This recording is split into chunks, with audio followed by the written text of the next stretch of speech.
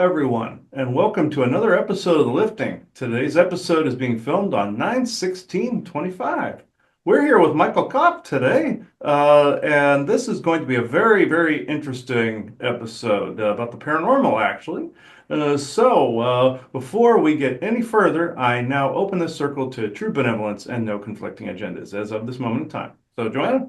We are all one, and when one is harmed, all are harmed. When one is helped, all are helped. Therefore, in the name of who I am, and I am one with all there is, that only the highest good be done. We pray for you, your friends, your family, your loved ones, to let healing energies in. Let them love you and nourish you and bring you to your highest good. We ask for benevolence now to come in with no conflicting agenda in order for us to have this conversation in great understanding. And we ask for malevolent and mischievous type beings to be swept away so that we may have this conversation in peace. And with that, and with great blessings that we always send your way, we say, so be it. And so be it. So be it. Yeah, so Michael, before we get really going into the meat of the conversation, why don't you give our audience a brief brush up on basically a little bit of a bio and the shows you do and your book?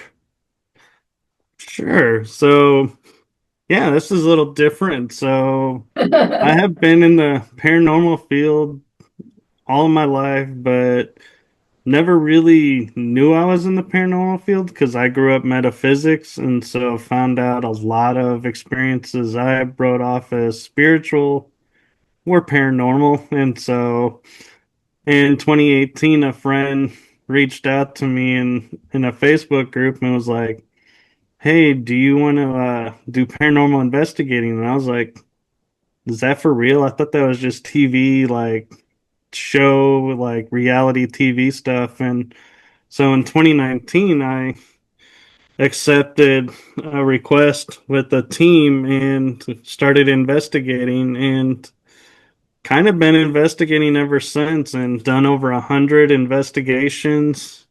I've done almost probably 70 paranormal interviews or being on panels talking about the paranormal. So I'm by no means an expert, but I do have a lot of experiences. And so I am a big proponent of sharing my experiences, and I don't believe in faking anything to get viewership or to get, you know, that 15 seconds of fame of people going, "Ooh, we need to have this guy on the TV show because had this happen." I'm like, nope, that's not me. I'm more of, this is what happened. That's more cool than what you could have done. So I'm standing behind that instead. Exactly. And so I then was approached about 2022, 2021 to do podcasting by a network. And this was the first time meeting the guy who owned the network. And he's like, "You should do a show." And I was like, "I'm too green." I mean, I had just started in May investigating. This is October. And he's like, "You really should do a show." I was like, "No, I don't think anybody would tune in, and I don't want to waste your network's resources, so I'm going to say no." Then I started investigating and doing my own thing as well, and I end up at a Para-Unity event, which is a paranormal kind of building community event where a lot of people come in and they get to walk around and experience a location, and there's guest people that are there to investigate with. And lo and behold, the network guy is there again.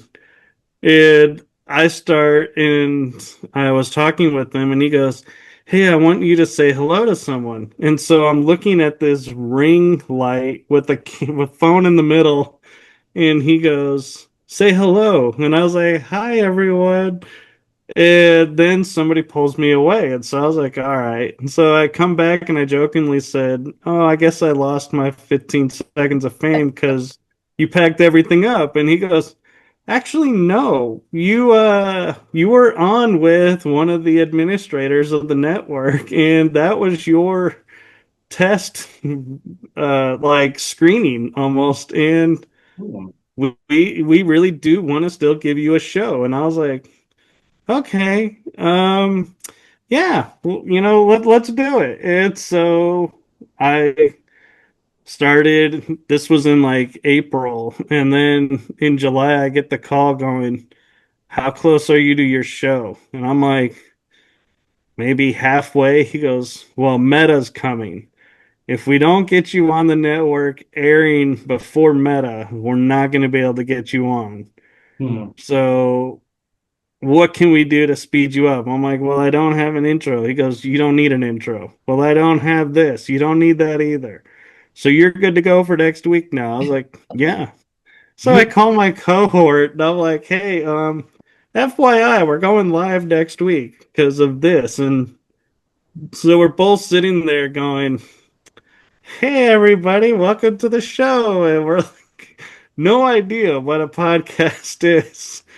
And so we did a show for 6 months. And then at the end of the 6 months, we're like, all right, we need to have a really solid intro. We need to create really nice thumbnails for promoting purposes. And so lo and behold, the energy that surrounds us is born out of that. And I found out, like, because I like acronyms, because sometimes titles are so long, that Tetsu, I was like, I just thought that sounded so cool and how it worked out that way.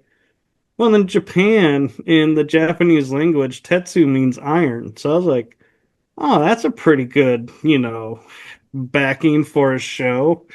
So I am now getting ready to, in January of 2026, starting season 4. And this is meaning I've done a show from January to December. This is going to be the fourth year of that. And it's like, wow. And I've always had a few extra episodes. I don't get 52 in a season. I usually get like 55 or 60 some, because every once in a while I'm like, yeah, let's do a fun episode of this.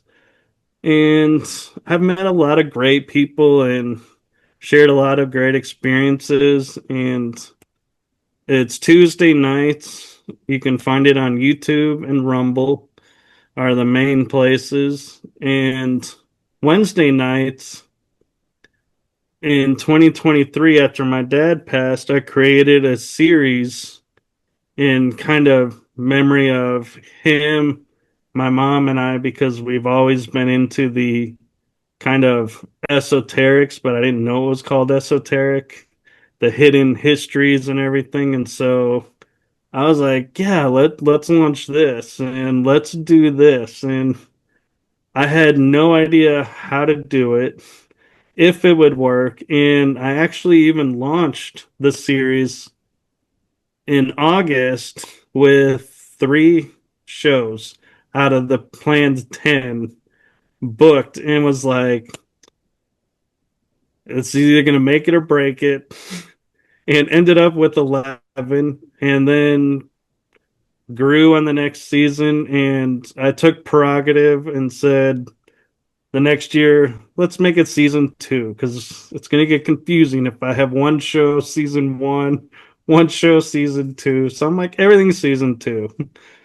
So that show actually is on Wednesday nights. It's Riding Through the Unknown, and it's weekly now. And so that started this year, and it's carrying over next year in January for the same thing. And my cousin does all my intro work and thumbnail work, so that all I have to do is drop a photo in and changes everything. And so we've evolved it.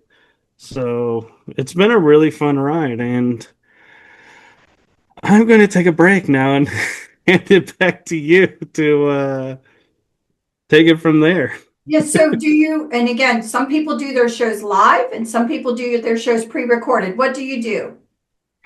Mine are majority live, but if I have a guest who, let's say, like in England where they're 6 hours ahead, I can't at 9 o'clock at night go, hey, it's 3 a.m. Come on my show. So I'll pre-record and then I'll air it. Or if my guest has a scheduling conflict but really wants that night, we'll pre-record. So I have the ability. I found that ability, and so it is possible. It is doable, but I prefer the lives. And then what we'll do is we'll make sure and that down below, you guys will make sure that you can find where Michael's things are and, There's links times to it, and yeah. everything, so that if you want to watch it. But it was really interesting. So one other thing, if you want to do, I call it the Star Wars things, you know how you drift it up? We want to show. You're laughing because his green screen will come in there that Michael, Or his filter won't come up, yeah. right, decided to write. It just disappeared. And then he disappeared. So Michael Dun, decided dun. that he wanted to write a book about his journey within the paranormal. We're going to bring it up now with share I'll screen. go to share screen and I'll show you guys on Amazon. This is his book right here. That's on Amazon. Awakening My Journey into the Paranormal, The Awakening. This is where you can find it, folks. Is on Amazon. So I will get back to him. Just so that we can show that. Yeah, there we go. And so the beauty of this story is last year in 2024, I wrote a book and it was like 13, 14 chapters long. And some chapters were really long, like almost 100 pages on Amazon type. And some were like really short. And I was like, well, who's going to want to read, these chapters versus this chapter? And am I forcing people to read this, to read that? And I realized I'm getting in my head. I need to get out of my head. So I took and stepped away. And a friend this year came up to me and said, hey, what do you think of this book? And can you help me out with it? And I was like, sure. And then I was like, wait, I have a book of my own. Well, then I looked at it and I was like, well, let's make this chapter into a book. Let's make this chapter into a book. These 3 chapters are a book. These chapters are a book. Well, and then I was like, well, this all sounds nice and dandy. And a friend of mine, Selena Ingles, was nice enough to offer to edit the books and edit my material and create a cover. And we were talking about the cover and we were talking about, what the books are about and what the 4 topics were. And she goes, so what's your title? I was like, I have no idea. I was like, I had this working title. And she's like, no, that doesn't really sound right. And so then we were playing around and she wrote me and she goes, hey, what do you think of this cover with this title? And she sent me a really cool cover that we kind of tweaked a little bit, and the title Awakening, I was like, ooh, I like that. I can make it and so I made it the Awakening series.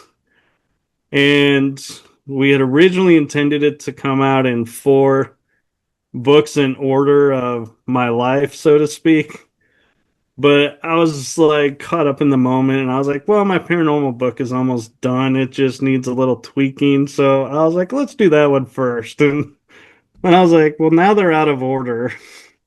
Well, I'm not going to make any order for the books. I'm not going to say this is book 1 of 4. I'm just saying there's 4 books in the series. Read them as you wish. But the paranormal one did come first. And the beauty of the cover is if you look very closely, there are a few hidden symbols encoded into the cover of material that I pertains to me. And one is if you look in the little let me see if I can get it portal here. Mm-hmm. It's the pyramids of Egypt, which I've been to. And Yeah. so it pays homage to that. And I will just, right there. Mm-hmm. You'll notice my eye Mm-hmm. has a little bit bluer than my other eye, and that's because we put the constellation Pleiades in my eye to Oh, pay homage to, you know, the UFOs out there and the star beams. So they're in the paranormal field as in my viewpoint. So that was my way of paying homage to them and just walking this path. And so in the book, I don't have any illustrations because I didn't feel like putting pictures in it because I didn't want people arguing why are you using my photo when it's my photo because we have very right. similar photos. So I was like, let's just not use photos unless absolutely necessary. And my editor, Selena, was like, no, I don't think you need any. But how I wrote the book was I share what locations I've been to, what happened to me there, and what impact that had on me. And so it's like a story within a story of each location, and some are longer, some are shorter.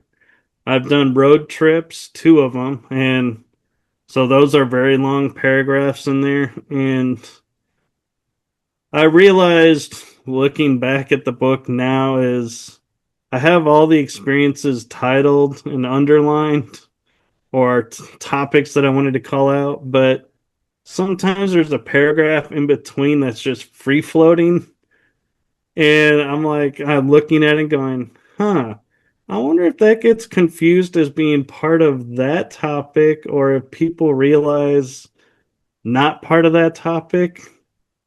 And I'm like, oh well, I'll leave it to them to figure out. But I was really, I had to say, if it wasn't for Selena, I don't know that this series would actually be coming into fruition right now because with her helping me with the cover, helping me with the editing, it really took what I envisioned and had written into words into reality. It's like it's one thing to write a book and people believe me, writing the book is hard, but the hardest part I will tell you is if no digs on Amazon, but if you publish through Amazon, getting the cover approved is the hardest Oh, thing. really? Oh, yeah. I know what you're talking about. Yeah, most definitely. So I I am curious because you call it the awakening. So give us an awakening nugget from your perspective of in your journey. What is sticks out in your mind? so an awakening nugget is this book has my first paranormal experience at 2 Oh where wow. I share it and then where like and all of a suddenly there's like no activity and then I'll be like, oh, maybe in my teenage years something happened or my 20s. And so there's like a gap of time where nothing and I'm just in I could have wrote, like, oh, I was doing this or this. But then I was like, no, this is my paranormal journey.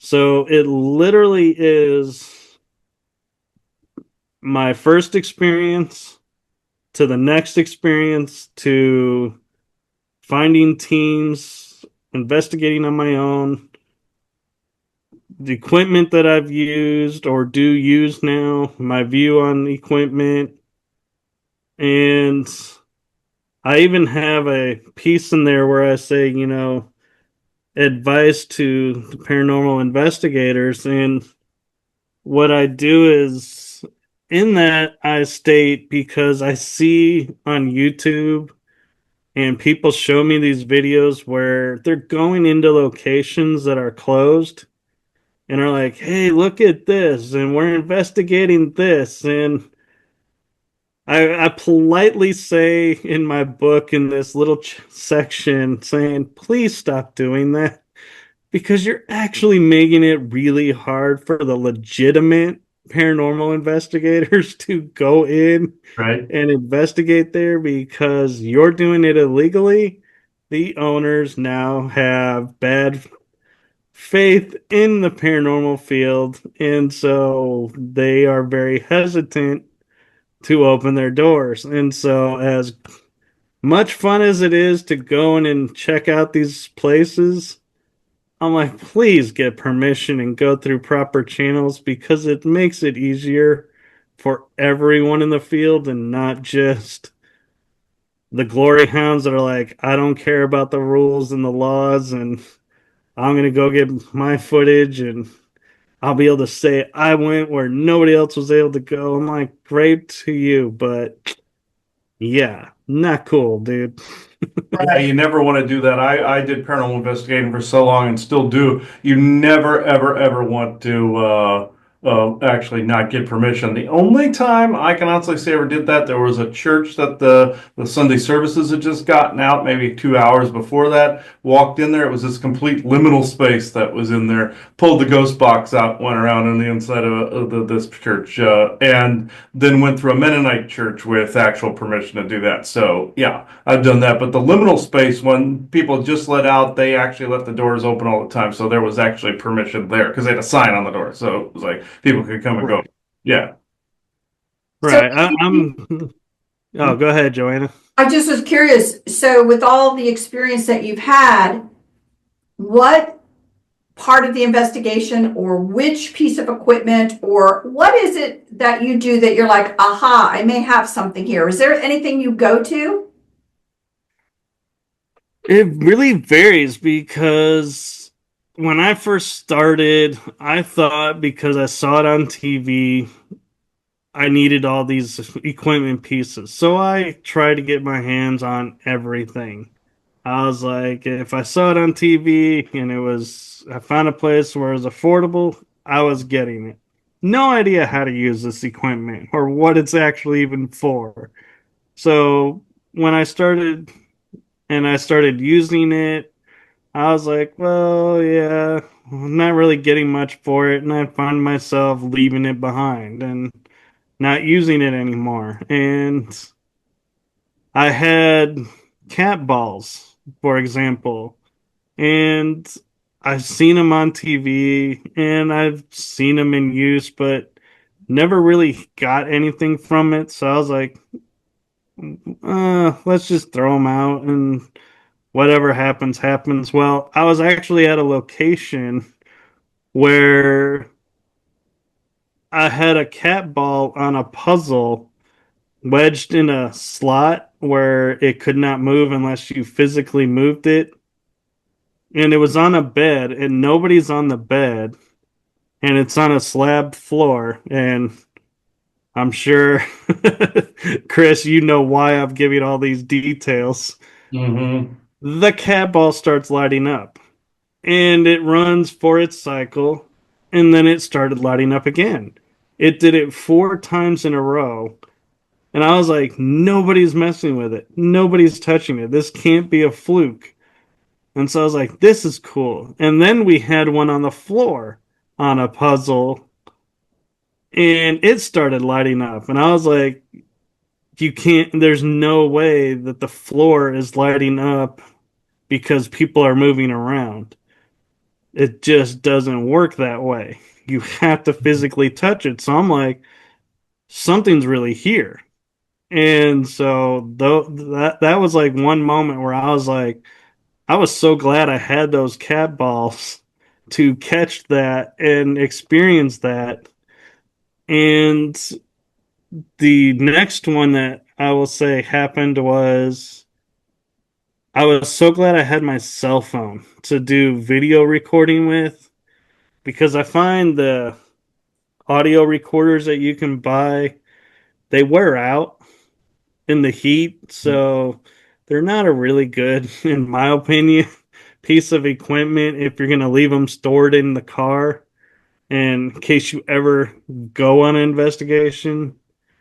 So I had my phone out and I was visiting a location with a friend's team, and this is my first time around them. And I have been to this location probably 8 to 10 times already, so I'm really familiar with it.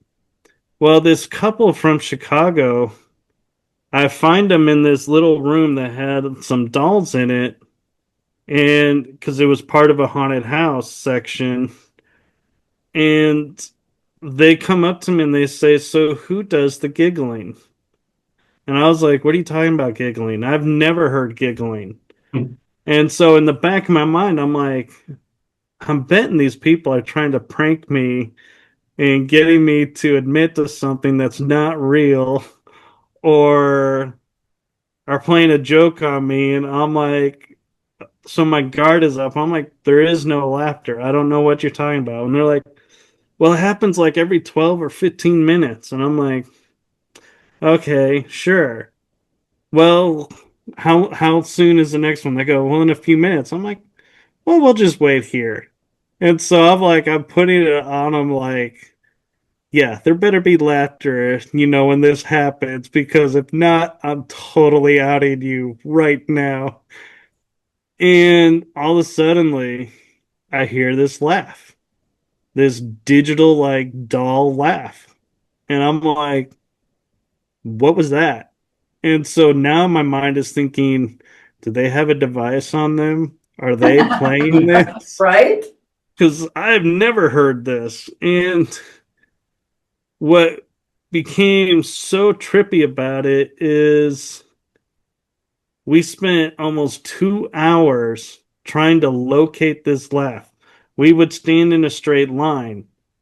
Nobody could identify the source of the sound. We would go in a circle. We would go into four corners.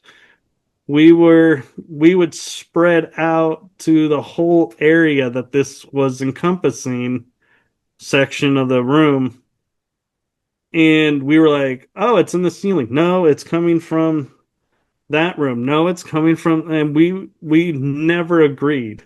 And I was like, this is puzzling to me, because I'm like, if it was a doll, we should have been able to identify within 2 hours which doll was laughing. And I'm like, all the animatronics were off, and it didn't sound like an animatronic. And so I was like, yeah.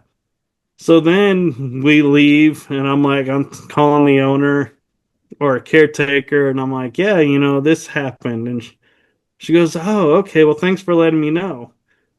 And I said, I want to come back in a week and recheck to see if what it is. It's really annoying me. And she goes, yeah, you can do that. So in the middle of the week, I get a text from her and says, hey, you know that giggle you were telling me about? I said, yeah. She goes, I heard it in a hallway, but it's not in a hallway near the dolls. And I was like, interesting. Okay, so now it's traveled. So I go there, and this is the part, Chris, that's going to shock you. We are there. I'm with a friend that heard it. She was there that night.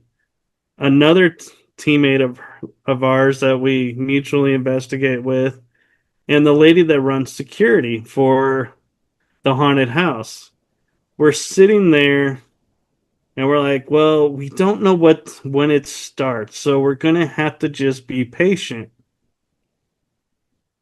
And I'm like, and I know as a paranormal investigator, you never hear the same thing twice. So we're just hopeful. We heard it. Hmm. And the security lady starts cussing. It is like, what the?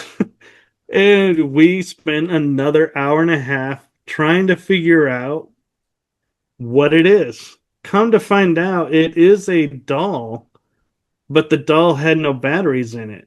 And you had to put batteries in to hear the sound. Oh, wow. but it doesn't explain. And I was like, well, that explains the source, but it doesn't explain how it moved its voice around to being in the ceiling, in another part of a room, in another area of the building. It's like that's because this doll never moves Hmm.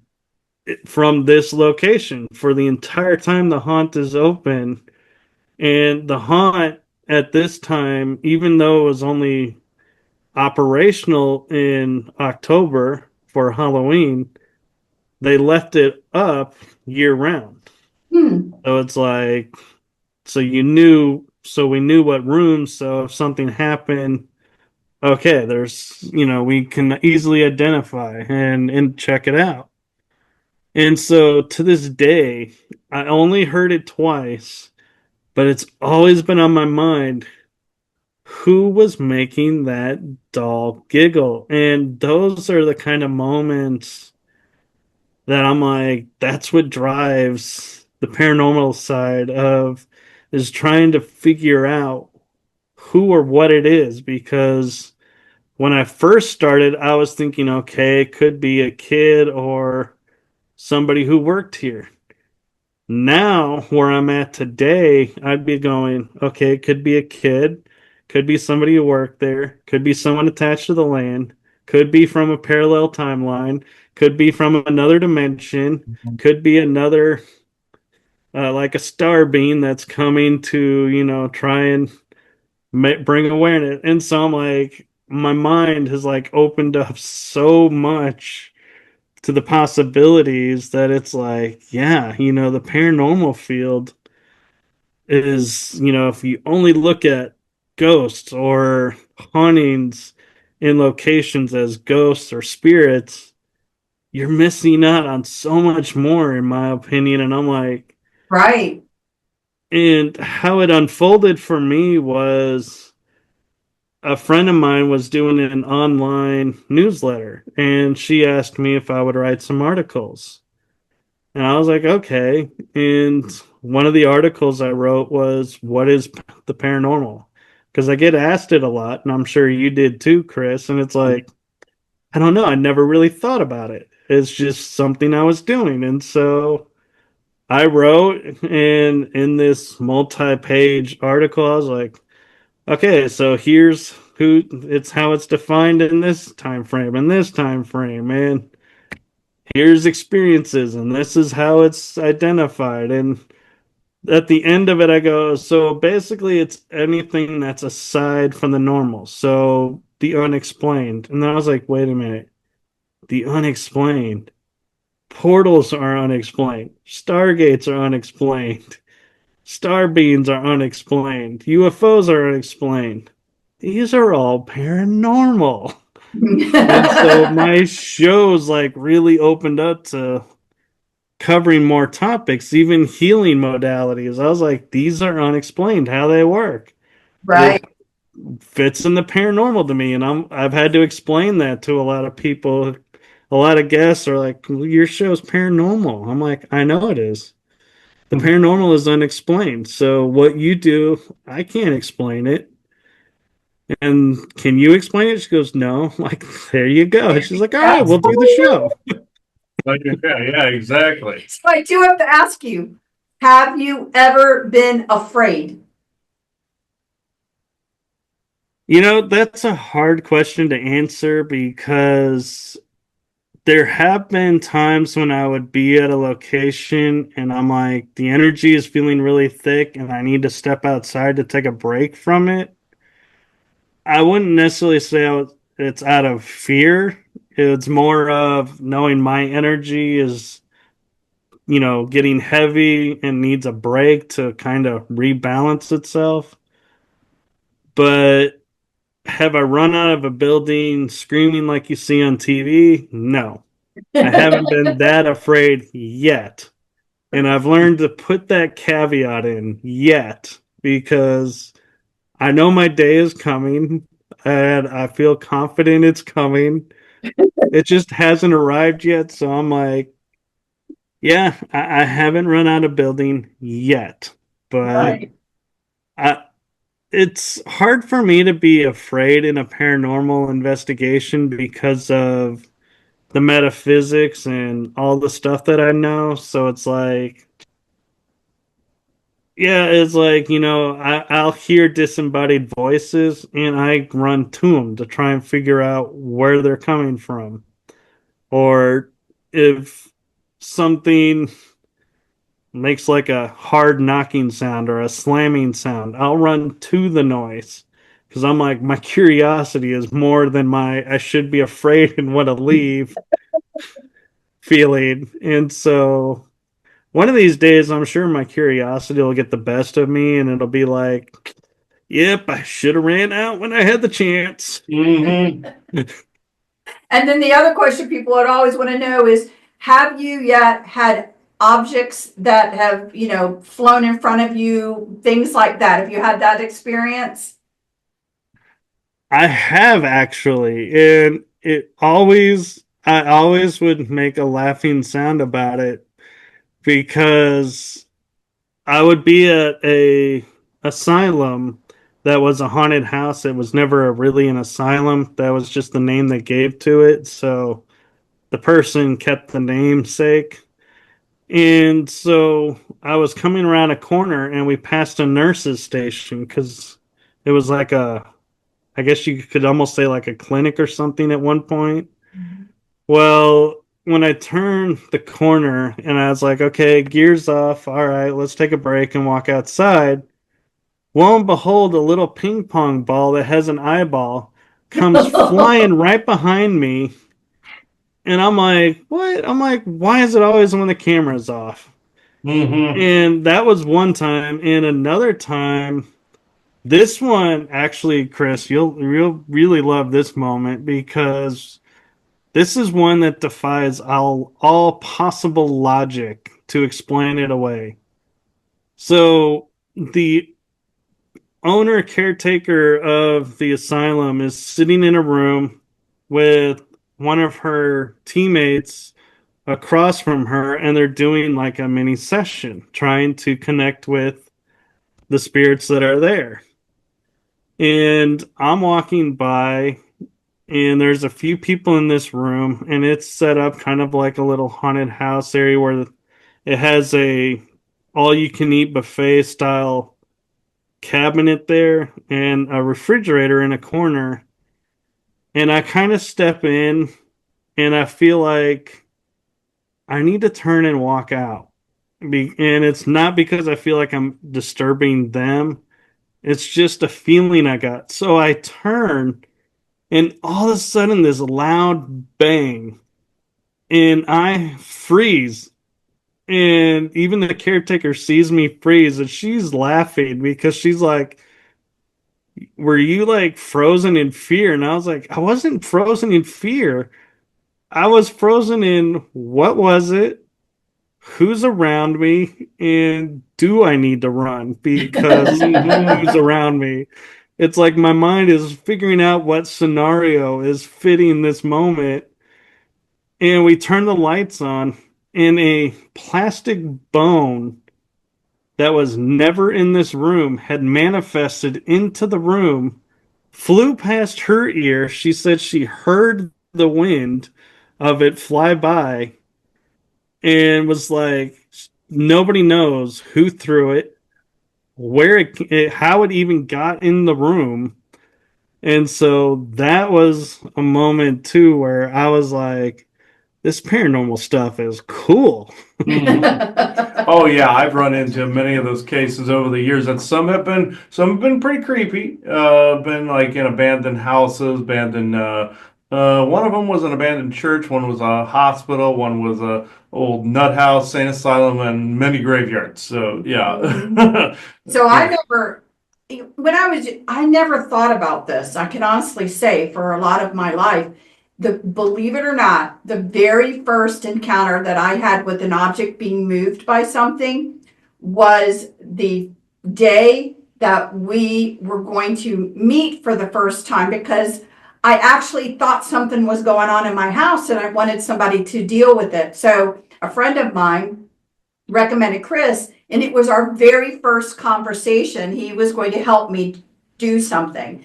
And I thought there was a being in the house. I kept thinking I was looking at it or whatever. And then it was getting really close time for Chris to call, right? Because he was in another state. And so never have I seen anything like this before. I was starting to get this feeling that this is not good for me, right? Like this is something, like you're just saying, this is not good.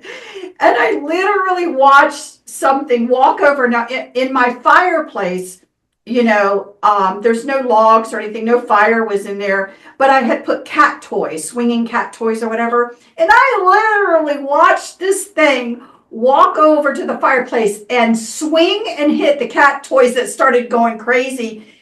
And instead of being afraid, I actually just got so mad and offended that I had been dealing with something that obviously was maybe mischievous, like really not like starting to like cause problems now, that I was like that mother, you're gonna be out of here. Just wait till he gets on the phone, right? And I'm like, anybody that would have saw me would have thought I was Looney Tunes. And that was the first moment that I had ever, experienced something really cause and effect. Again, a lot of people maybe wouldn't have seen what I saw to know that there really was something right there that did that. But I wasn't angry about it because I was so mad and offended. But then when Chris and I were talking, he just said, has it hurt you yet? And I was like, what do you mean? It could have hurt me? You know what I mean? Because I was too upset about it to know. And obviously he dealt with it. But that was my first time. So sometimes I think you're caught up in the moment and you may not realize that maybe you should be concerned. You know what I mean? So that is what happened to me. So. Mm-hmm. Well, and one thing I like to point out that because a lot of people will be like, I've never had a paranormal experience. And I'll just start to laugh and they'll look at me and they'll be like, why are you laughing? I'm like, I have a couple questions for you. And they're like, okay. I said, have you ever been in a room and all of a sudden you smell a flower or something that's not in that room and is coming from absolutely nowhere? And they go, well, yeah. I go, you've had a paranormal experience. Mm-hmm. And they're like, that's a paranormal experience? I said, yeah. Or I'm like, have you ever thought about somebody? And then the phone rings and there they are. They're like, yeah. I'm like, that's a paranormal experience.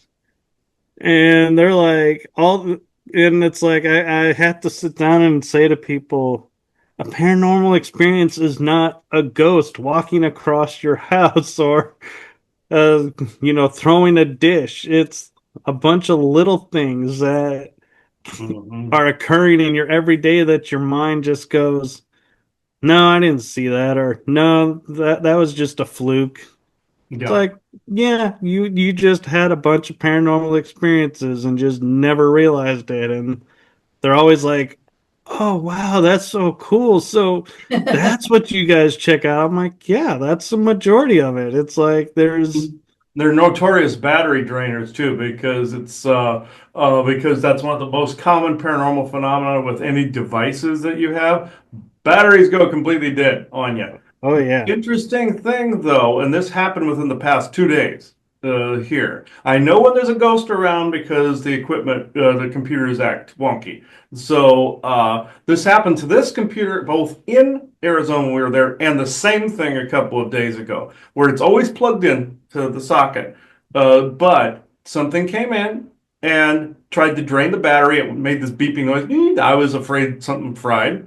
And but then it was still plugged in. It rebooted up, and the battery starts charging from zero. And it had always been plugged in. I was thinking, okay, something was here. It drew the energy from it. Now I got to go hunting through my house for it. So every now and again, I will get that. It's not that common. They get into the inner sanctum here, but it's like they will every now and again have a ghost will get close enough to affect the computer. So Right.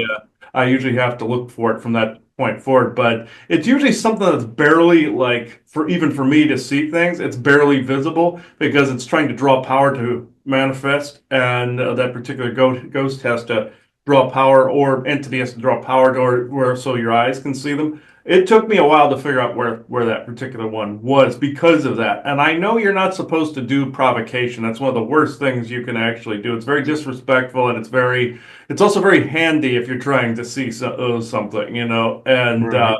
trying to get, if a ghost gets mad enough, they will draw enough energy to cause a light bulb to burst, something to happen when you're trying to cause a haunting. It's one of the most useful, but one of the most disrespectful and not recommended techniques is provocation. But yeah, I've had to do that to actually be able to see visually where it is. Then I can deal with it the rest of the way. If I can lock eyes on it, I can get out of it if I get line of sight. But it takes me a second. But yeah, we had that in the past couple of days. Phone battery dies. I had that happen at 100%. Had to go whoop, and dead. And I even pulled out the ghost box not that long ago after I we did a show on some artificial intelligence, and I went to the Outer Banks and tried to use the ghost box to ask about problems that we're running into for that show content. And then, of course, the phone battery is slightly more a lot more dead than it should have been. It wasn't completely that way, but so this was out in the open, and I was using the ghost box. So yeah, they're notorious battery drainers completely. If the time you have something, like so you have something plugged in and it still drains, or if you have like a bunch of batteries and you have cameras, you have phones, you have walkie-talkies. I was on an investigation where every single battery that every single person on the team had was dead. Nothing worked. Absolutely not one piece of equipment worked. All the 9 volts and all the gauze meters were all dead. Everything dead. So I've run into that. So they're notorious battery drainers. So I know you want to get on to bringing somebody in, but Yeah, I yeah, but yeah. I want to ask this quick question. Do you have a bucket list place that you want to go and investigate? Oh, I do. I have several on my bucket list. Is one is the Winchester Mansion, just because Mhm. all the doors that just lead to nowhere and hallway stairways that lead into nothing. I'm like, just to experience it, I don't have to investigate it. Just to walk around it is on my bucket list. And locations like the Paris catacombs, Hmm. just to see, Mhm. what that and experience what that's like. Another spot that's on my bucket list is Gettysburg and Sharpsburg Mhm. and or Antietam, if as some people know it. And another spot I would say that's on my bucket list is I can't think of the name of it, but it's an island in Italy where people that were sick with the plague were Mhm. Oh, taken there. okay. And I'm like, that would be interesting to experience. Mhm. But I've heard it's highly restricted, and so I'm like, okay, probably not gonna make that one. But yeah, Dracula's Castle would be one too. Yeah, to do that one. Yeah, in Romania. Yeah. yeah, that would be Dracula's castle, Frankenstein's castle. Those you're pretty much Europe is pretty much on everybody's bucket list, and Right. Hmm. but there there actually is one spot that I'm like, or actually two spots that I've been invited to, and I'm really trying to figure out how to make work, and that is a ranch that is right next to Skinwalker Ranch. Oh, wow. And so it's Space Wolf Ranch. And so I'm like, that would be interesting. I don't have to go on Skinwalker, and I never would without permission, but just to be in proximity to be like, hey, I could have stuck a finger onto over the fence, but I didn't. But be like, just to say I was near there would be cool. And they have experiences themselves, and they're talking about stuff that's going on similar. So it'd be like interesting to Yeah. experience that. And the other place is a place I've been to 4 times as a kid. The Cahokia Mounds. I've Oh, never We were knew there they too. were We were up there in haunted. Gettysburg, Cahokia Mountains, and Winchester House. So yeah, that's yeah, Cahokia's cool. Yeah, Cahokia Mounds. Yeah. Yeah, great place to go visit. very good place. Yeah. Yeah, I mean, I've walked the Cahokia and I felt the energy there, but it's different when you have the paranormal lens now down and you're like, now let's go walk this land and really start to hone in and figure out what's what because it to me it was always interesting. We would ask them what's in the mounds and they would say we don't know. We can't afford the GPR. And I'm like, well, why don't you dig? Well, we're not allowed to dig. And I'm like, why? This that your job is like the heritage to explain what's here, and Hmm. you're not doing it. It's like, why?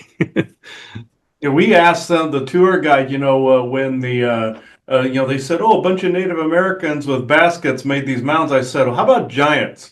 It's like, how about giants having built these, and they kind of creeped the tour guide out a little bit. But it's like, Didn't want to But say that. Although he said that with the skeletons that they found, no one had a bad back. no one had a bad back He there. did say that part. Yeah. No one could explain that either. It's like, how do you haul dirt and rocks all to make a mound and not have a screwed up spine? So it's like, oh, they were stronger built back then. oh yeah, people were definitely stronger built back then. Yeah, Winchester But House, creepy. Been in there, the big claustrophobic feeling going through there. Gettysburg, creepier. We were there. The orphanage that's Awful. next to Gettysburg, which was an orphanage, but then turned into like a museum. Creepier than the battlefield. Big demon magnet right there. Yeah. Boston, also Boston Cemetery. If you want paranormal activity, go there. So we went there. Salem, Massachusetts, absolutely go there. oh, On I've been there as a kid before I knew about the paranormal. So Yeah, it's funny how, as a kid, I've gone to all these places, and now I'm finding out they're haunted, and so it's like I have to go back. right? yeah, I would like to go back with a new set of eyes too myself. Going to some of these places, a replay on these.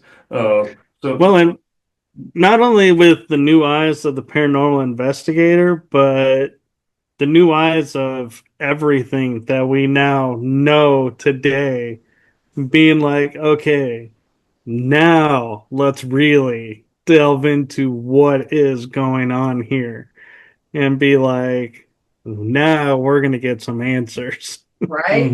exactly. Right. Yeah, yeah. The dumbest thing I ever did was do a channeling right on Gettysburg Battlefield. Stupidest thing I've ever done. Dumb, dumb, dumb. So never do And that. that's Yeah. the place, believe it or not, if you want to talk about fear, that orphanage, I did not want to put one foot on. I did not. That energy. I was terrified I of stepped that on the place. porch and I sat on the porch in the rocking chair and I did a ghost box session. The thing of it is, I got back to the house later on, tried to do the review on the ghost box session on the recording. I couldn't play the damn thing without ghosts showing up. So it's like I had to ditch the file because the file was Yeah. haunted. So that's how bad the place That was. was. I did.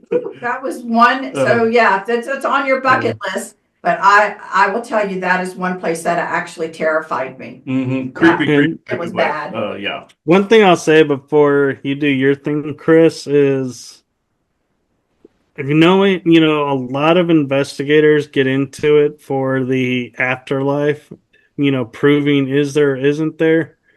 And I've never questioned it, but I had experiences that I was like, yep, I can definitely say there's an afterlife. But then I had a moment that solidified it to where nobody could ever tell me there's not an Oh, afterlife.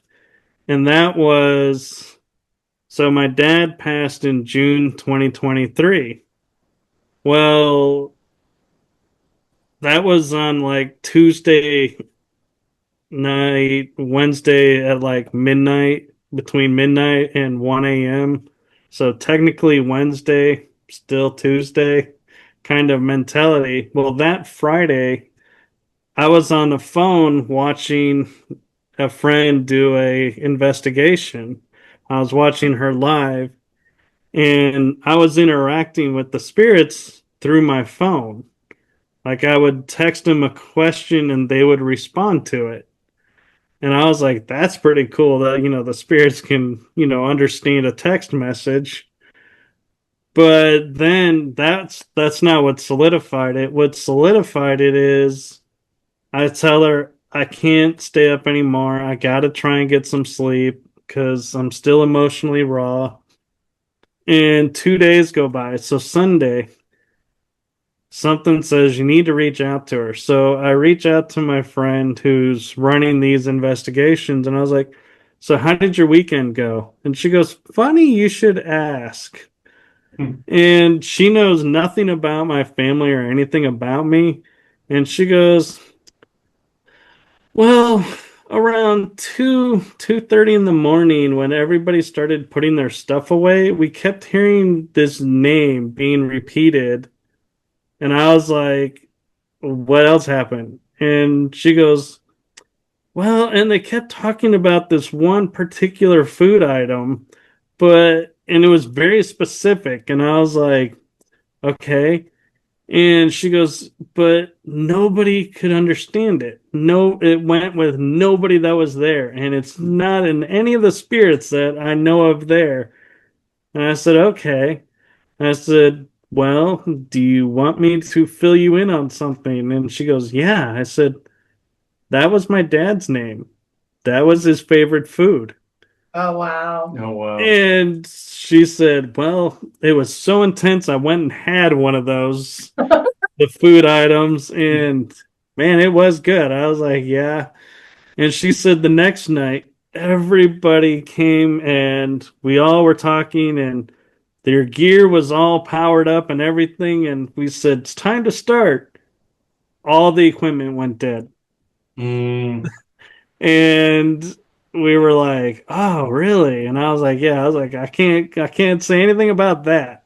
Right. But the fact that she knew my dad's name and his favorite food just to me was like, nobody can tell me there's not an afterlife after this moment Mm. because she had no idea that because that's not public knowledge. I don't ever post in and saying my dad so and so, we Right. went and had this. So it's like the name may, have come up, but not the food. And so the combination, I was like, that's my dad, 100%. Nobody can tell me otherwise because there's no way none of these people knew me.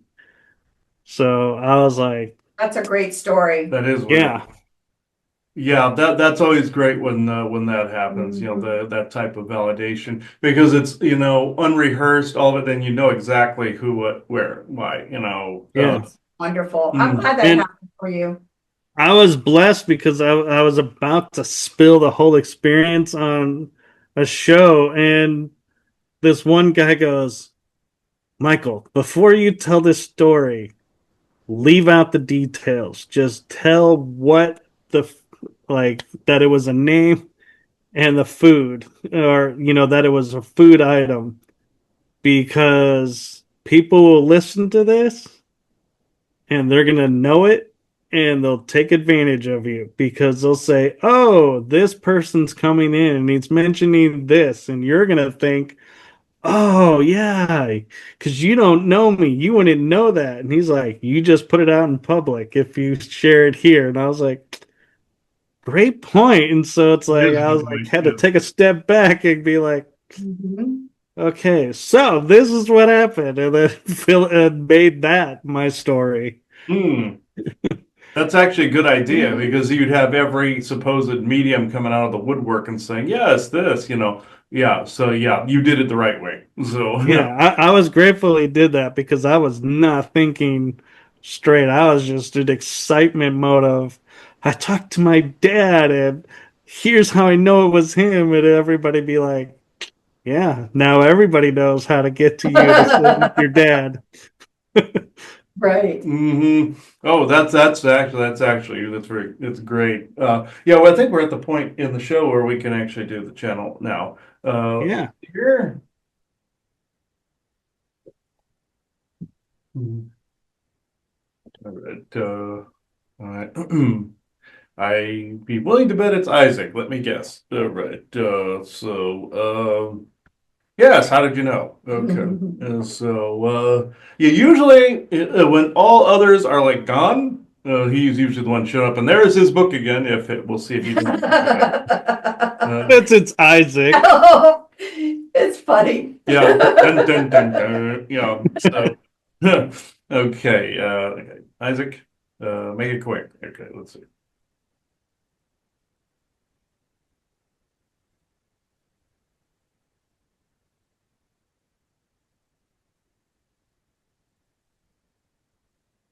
Yes, I just caused the creepy factor into him going really fast. He said, make it quick. That's what I did. When it comes to the paranormal, a key point in this should always be it's about communication, not necessarily about proof. The same goes with the forest people, the Sasquatch, because if you're going to make contact with them, uh, as far as proof goes, they don't play that. They will prove themselves to you when they are good and ready to do so. They want meaningful, heartfelt communications. The way you should go into the paranormal is no different. Or if you want to clear a place, or also, of course, proof does come along quite often, in fact. Legitimate cases, like you and the cat toy, for instance, cat ball. So things of that nature, but it's still there was a meaningful communication. And yes, they are always cool, except if you get a really angry demon of some kind. I suppose if you get that on camera, you've ousted some evil force, but which has actually happened multiple times over the decades that the technology has been available. There are programs such as some of the, not necessarily just SSP, but there are agencies that actually have glossaries and indexes, dictionaries, whatever, on any database on some of these types of phenomenon, from demons to Sasquatch to UFOs, of course, and ghosts, different dimensional layers, things of this nature. But the current equipment, somebody out there is actually hoping that somebody actually catches something really legitimate. There's a lot of dis and misinformation out there, but there's also a lot of legitimate stuff that's been overshadowed by some of the over dramatized nonsense. He ran into a situation where he wanted to give a network his paranormal experience, but they wanted to over dramatize it. It's the over dramatization. You want of course, people love the theme. They like the Halloweeny thing. They like the horror thing. They also like the paranormal-ish theme, UFO theme, of course, of course. But it's important to remember to have it grounded in truth at all times. So I know you're more limited on time, so I will just go in question. You have any questions, Michael? I do have one, and it's right up the alley, and I'm sure Isaac will appreciate this one. Is I have this theory of werewolves are SSP alters that have traveled back in time and got witnessed. And that's where the legend and lore of werewolves kind of comes from. Am I on the right track with that? Or, You are actually you are actually closer than you think you are. That's one aspect. One is alien. That's where they got the DNA to begin with. But there are legends and stories where werewolf soldiers have used the time travel programs to go back and build these legends to begin with. One is the Antiqua of the Dog Star, Sirius the Dog Star, and then building the original DNA that created the werewolf. One is transmutative that would turn somebody into a werewolf. Vampires, same difference, came from an alien source. Your SSP programs took these DNAs and created soldiers. This is where you get the idea of your Witcher, the school, the wolf school, the cat, things of that nature, where they were supposed to be super soldiers. So there are those transmorphic type ones, anamorphic types that were transformed into this type of creature that is still integrated into their DNA. In the time travel programs, then some of these legends were more seeded. Some of your werewolf encounters are actually of a super soldier type that actually has more of a skin armor on the front of them that was genetically bred into it to be thicker, like a bulletproof vest on the front. This is why some of them have repelled gunfire. This is why Sasquatch tend not to always be able to, because they were not necessarily born with that. But some of the time travel programs, yes, Michael, you are correct in that. The other source is alien. Thank you. Yes. Anything else? I do have one just kind of shamelessly plugging kind of question is, Hmm. do you guys read books that we write on in your dimension and in your plane, or are the books already there and so you actually know about them before we do? Sometimes depends on the material. Sometimes it's the effect before the cause, and we read the book before you've written it, and sometimes then we will influence its writing. But depending on what dimension the being that you're dealing with is from, they might prevent the writing of something as well that may have been written in a particular timeline and try to alter the timelines and screw with that. But when you write something, if just like with you, if we're curious enough about the subject, we will then read it. But because of the dimension we're in, again, sometimes there is the effect before the cause, sometimes the cause before the effect, like you would expect it to be. It's not always operating in a straight line, like your Kang character said in your Quantum Mania. You don't always operate in a straight line. So, to answer your question, though, in shorthand, yes, we do. Thank you. Hmm. I feel really cool that, you guys are reading our stuff. That's really cool. And the thing of it is, though, the government also reads your stuff. Just to be creepy for a minute, they actually have not just the Library of Congress, that's the advertised little cover story. They actually take one of each book and they dissect them in the programs looking for keywords to see if there's anything that was in any classified project that people are remembering from. Not to make people paranoid, but that is a little thing a little bookmark that put in your subconscious there that does happen in the programs. That's more the creepier side note. But the good side note is all the ETs that are out there are also reading your material out in space too. So if it's anything that they are interested in, that is just like if you're interested in a certain art piece, a certain book, a certain movie show, there are actual aliens right now watching episodes of Star Trek. So, believe it or not, and actually seeing the parodies of different ETs that are out there, like your Ferengi. It was brought up that the word Ferengi means bad trader or shyster in Hebrew, and also the fact that they have the ears that are their erogenous zones. Somebody was calling them dickheads. So that's how you got that with their butt crack on the front of their head. They were actually making a caricature, a parody of a real race. There are like with your Packlets, where they sounded not intelligent. We want this to make us go. That way, we're making fun of a group of assholes out there. So, just like your Timmy character on your South Park, that's how he was made fun of. Beavis and Butthead, same thing. So, Mike Judge was making fun, and Trey Parker Matt Stone was making fun of one person over here and two over here. That they were just assholes, and they eviscerated them in fiction. This is no different than what happens in your cosmos. People have senses of humor.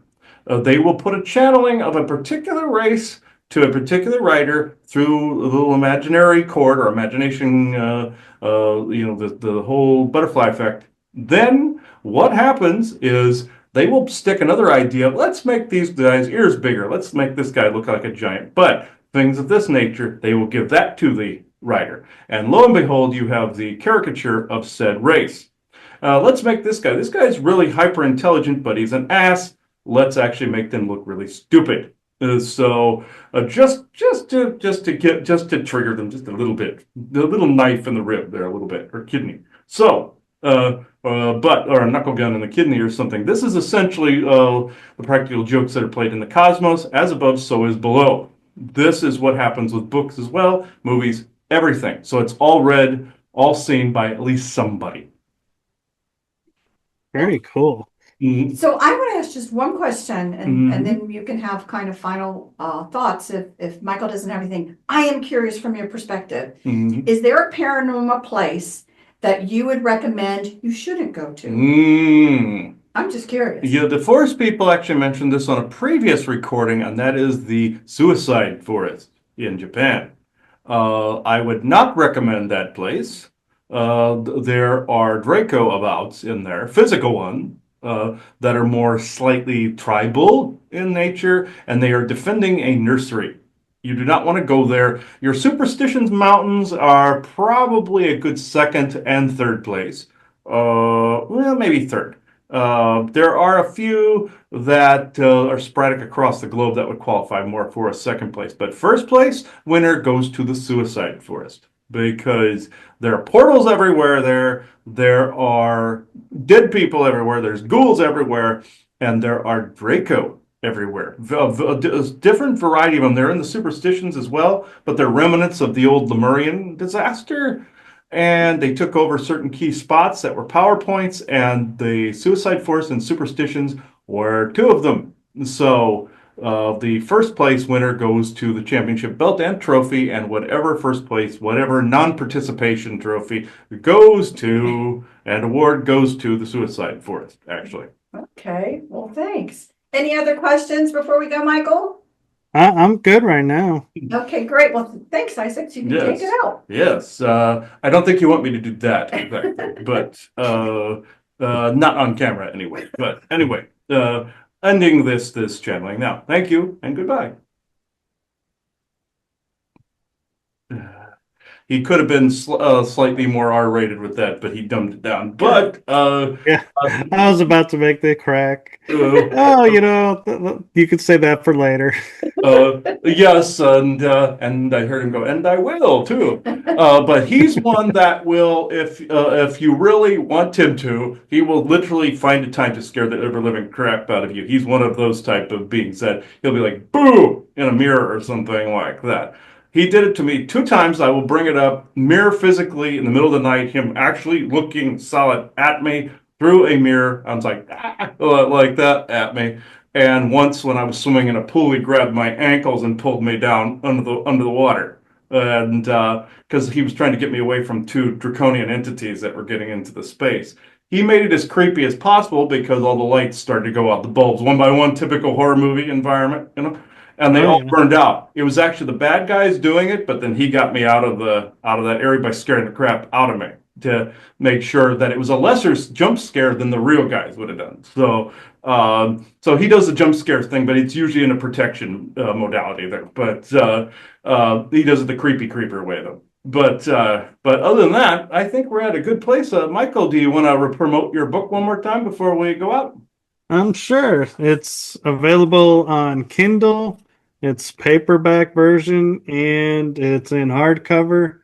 And it's Awakening My Parent, and is the series title, and this one is Awakening My Intro into the Paranormal, which is my journey into the paranormal world. And so I hope you all enjoy it. And it is available at Amazon, and it is on my link tree, which I know Christopher and Joanna are going to share with you. So Mm-hmm. please enjoy it if you are drawn to it, and if not, maybe someday you will be. So I will be appreciative then. That's good. And Isaac also, of course, he had the final word. He goes, "Congratulations, Plady Squatch," meaning like the blue-eyed Pleiades, and he just happens to have a Sasquatch-like environmental appearance. So there we go. That's I knew he was going to do something before we actually left. I'm surprised he didn't do it while he was talking. But anyway, I hope you enjoyed this episode, folks. This was very fun. Yeah. So we'll do a lot more like along this thread. Also, if you want to actually nudge Aubrey in the ribs a little bit, get us to do a conspiracy sector episode as well. So start putting in the comments where I know damn well he will see it. So start nudging him a little bit, and we'll see if we can make that happen. So thank you, everybody. And this is where I now close this circle within true benevolence and no conflicting agendas of this moment in time. So thank you, everybody. Bye-bye now. Bye bye.